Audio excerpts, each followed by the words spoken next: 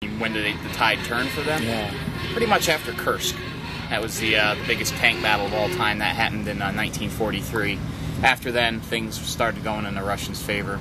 Their production capabilities were catching up. Because early in the war, a lot of their factories had to shut down, and they were moved to Siberia by train. So once they got set up there and they started producing T-34s in numbers, PPSHs, they were getting their troops trained, and then things started turning against the Germans. He started building C-47s. I don't know. Yeah, the Russians used C-47s. They actually modified them in one way. If you've ever seen a picture of a Russian C-47, they had a little ball turret on the top with a machine gun to defend itself. They lost over 12 million soldiers, not to mention equal number of civilians.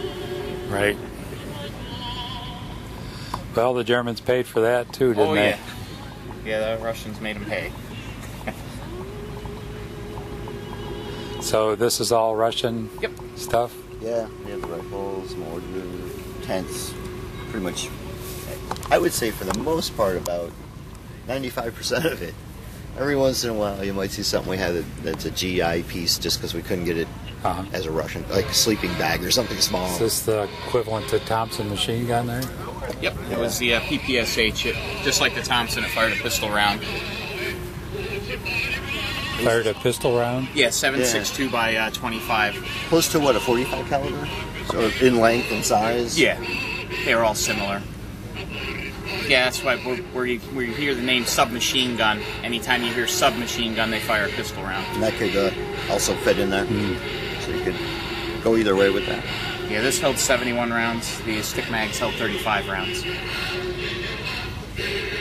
They went to the stick rounds later in the war. It was a lot more reliable. These had a spring mechanism like, winding a watch. They weren't real reliable.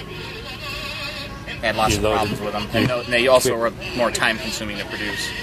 Is this, you have multiple cartridges, or do you load each one? 71. Oh, let's see.